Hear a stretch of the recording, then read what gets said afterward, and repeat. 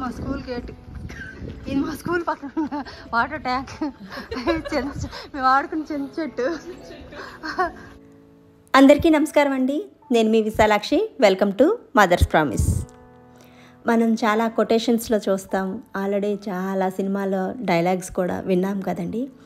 మనకి దేవుడు అనేవాడు చాలా బంధాలని ఏర్పరుస్తాడు, కానీ మనకు మనంగా ఏర్పరచుకున్నటువంటి ఒకే ఒక్క బంధం ఏంటంటే స్నేహబంధం. ఫ్రెండ్షిప్ అనేది చాలా ప్రీషియస్ కదండి ఎవరికైనా.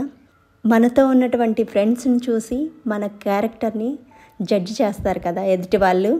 అలాంటి గొప్పదైనది, ఉన్నతమైనది, మనం ఏ విషయాన్నైనా సరే పంచుకోగల ఏకైక వ్యక్తి ఎవరంటే మనకి దగ్గరగా ఉన్నటువంటి స్నేహితులు.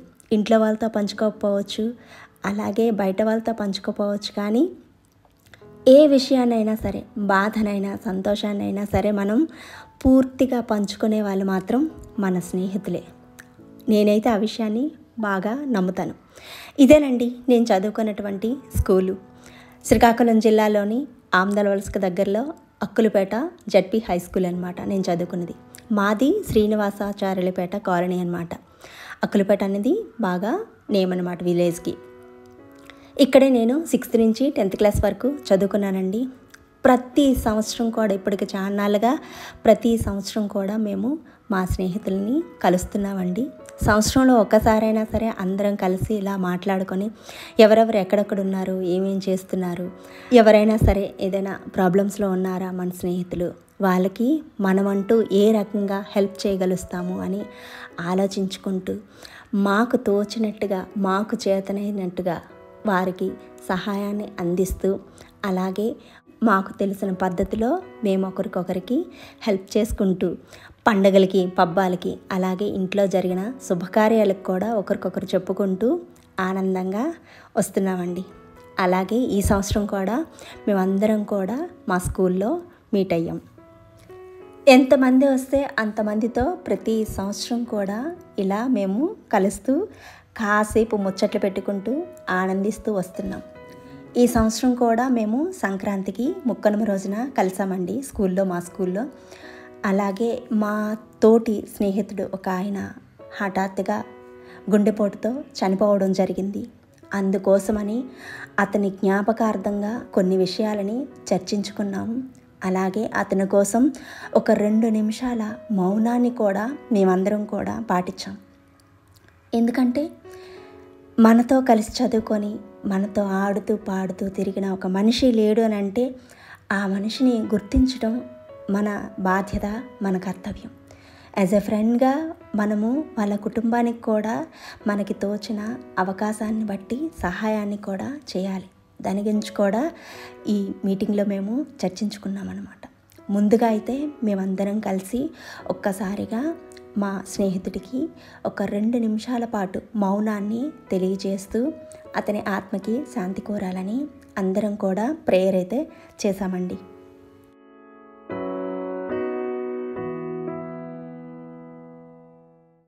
లాస్ట్ ఇయర్ మా అందరితో కలిసి సరదాగా మాట్లాడిన మా స్నేహితుడు ఇప్పుడు మరి లేడు అని అంటే చాలా బాధ అనిపించింది.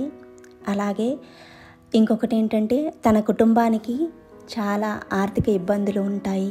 అలాగే వాళ్ళకి సహాయం అనేది చెయ్యాలి అనే తపన అనేది అందరిలో కూడా కలిగిందండి. మాకు అందరిలో కూడా బాగా కలిగింది.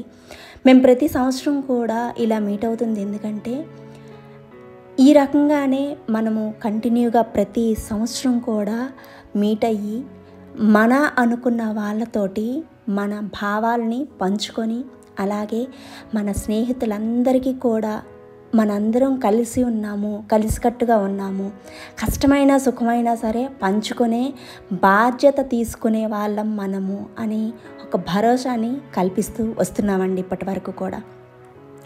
అలాగే మేము ఈ రకంగా మాట్లాడుకొని ఒకటి తీర్మానించుకున్నామండి.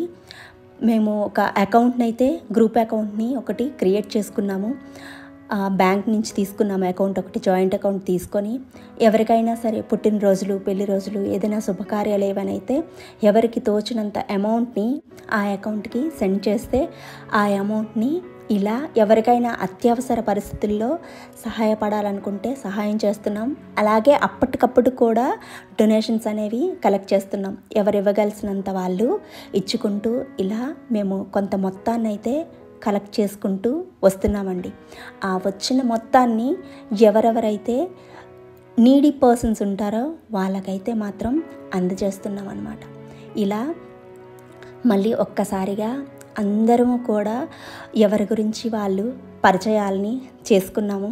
అలాగే ఎక్కడెక్కడ ఉంటున్నాము, వాళ్ళు ఏం చేస్తున్నారు, పిల్లలు ఏం చేస్తున్నారు, ఒకరి ద్వారాగా ఒకరికి ఏమైనా హెల్పింగ్ చేసే పని ఉందా, అలా హెల్ప్ చేసే పని వస్తే ఉద్యోగపరంగా కానీ, వ్యాపార పరంగా కానీ, వృత్తిపరంగా కానీ, లేదా మాట పరంగా కానీ, భరోసా పరంగా కానీ, ఎలా అయినా సరే ఏ విధంగా వాళ్ళకి తోచినంత సహాయాన్ని ఒకరికొకరు చేసుకుంటూ ఇంతవరకు వస్తున్నామండి. అంతేకాకుండా ఇంకొకటి అనిపిస్తుందండి, మన అనుకున్న వాళ్ళు మన చుట్టూ ఉన్నారంటే ఆ ఆనందమే వేరు కదండి. ఎంత బాధలో ఉన్నా, ఎంతటి కష్టాన్నైనా సరే మనము చాలా ఈజీగా ఓవర్కమ్ చేయొచ్చండి.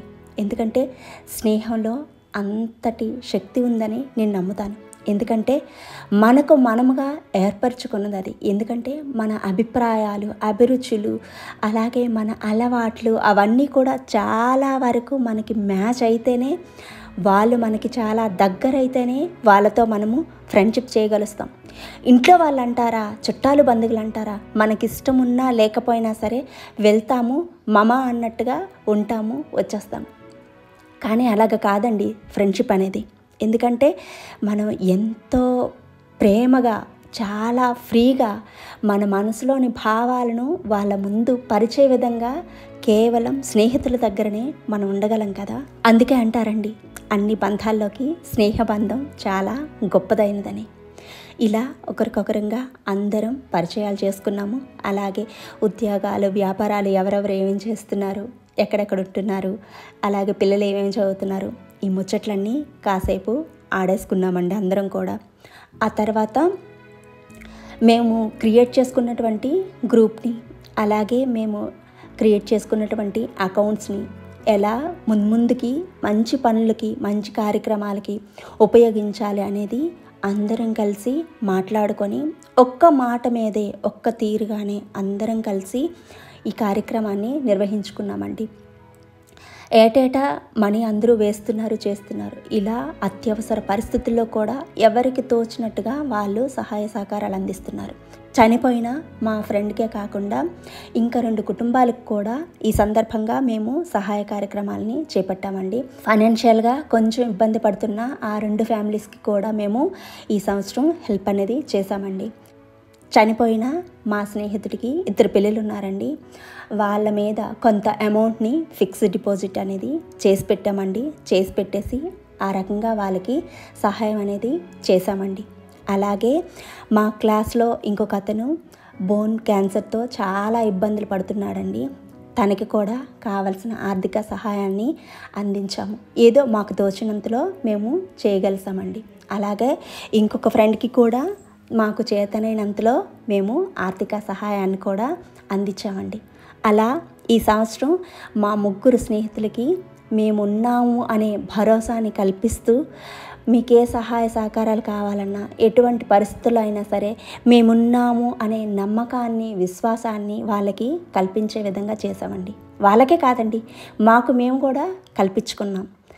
ఇలా మొత్తం అందరం కలిసి ఎంతో ఆనందంగా, సంతోషంగా ఇంకొకసారి అందరితో చక్కగా మాటలు, ముచ్చట్లు పెట్టేసుకొని ఇంకా ఫర్దర్గా ఇంకా ఏమేమైనా అవుటర్గా చేయాల్సినవి ఏమైనా ఉన్నాయా ఏంటని కాస్త డిస్కషన్ అనేవి చేసేసుకొని అందరం కలిసి సరదాగా గ్రౌండ్కి వచ్చామండి.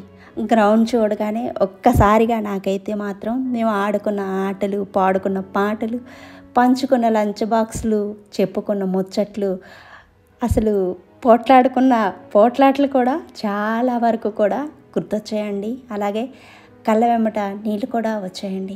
ఎందుకంటే స్వచ్ఛమైన జీవితాన్ని మనం ఎక్కడ గడిపామనంటే అది స్కూల్లోనండి. ఎందుకంటే ఆ వయసులో మనకి మోసం అంటే ఏంటో తెలియదు, ప్రేమాభిమానం పంచడం మాత్రమే తెలుస్తుంది ఎక్కువగా.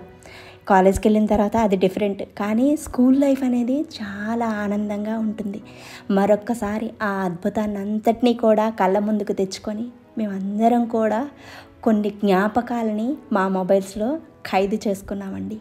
ఇలా అందరం కలిసి మా ఫ్రెండ్స్ గెట్ టుగెదర్ని హ్యాపీగా ఎంజాయ్ చేసామండి.